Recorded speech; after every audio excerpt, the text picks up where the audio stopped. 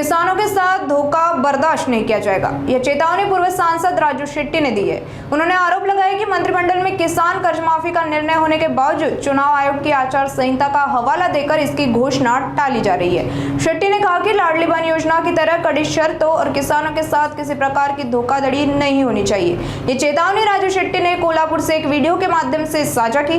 देखिए इस वीडियो बयान की सविस्तर झलक। सध्या चालू असणाऱ्या विधान परिषदेच्या निवडणुकीमध्ये जे मतदार आहेत ते प्रामुख्याने जिल्हा परिषद सदस्य आणि नगरसेवक, मग ते महापालिकेचे नगरसेवक असोत किंवा नगरपालिकेचे नगरसेवक असोत, हेच मतदार आहेत।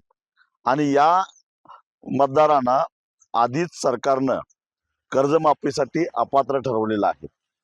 त्यामुळे निवडणुकीचा आणि निवडणूक आयोगाचा बागुलबोवा दाखवून त्याची घोषणा करता येणार नाही असं सरकार जे सांगतंय ते धादांत खोटं आहे। एक मुळामध्ये या निवडणुकीचे जे मतदार आहेत त्या मतदारांच्यावर प्रभाव टाकण्यासारखा त्यांना लाभच होणार नाही या कर्जमाफीचा, तर मग प्रभाव कसा काय पडणार?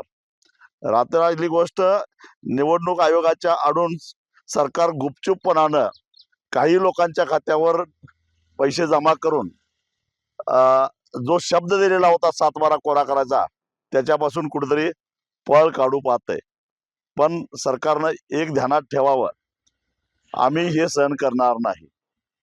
नियमित कर्ज भरणाऱ्यांना प्रत्येक खातेदाराच्या पाठीमागे 1.5 लाख रुपये आणि जे सरकारनं लोकप्रतिनिधी, पेन्शन घेणारे आणि इन्कम टॅक्स भरणारे हे वगळता सगळ्याच शेतकऱ्यांना, त्याच्यामध्ये थकीत शेतकऱ्यांना कर्जमाफीसाठी पात्र धरलं पाहिजे।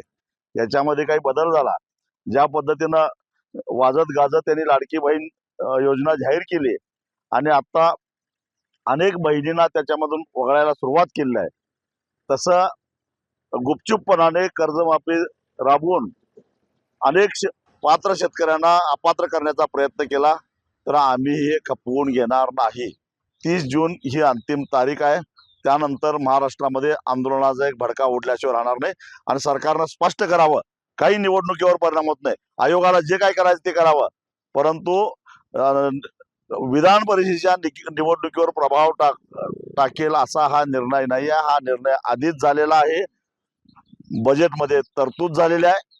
त्यामुळं सरकार जे काय सांगतं, विशेषतः मुख्यमंत्री जे सांगतात की निवडणूक आयोगाने घोषणा करायला बंदी घातलेली आहे, यात कुठेतरी काळं बेरं आहे।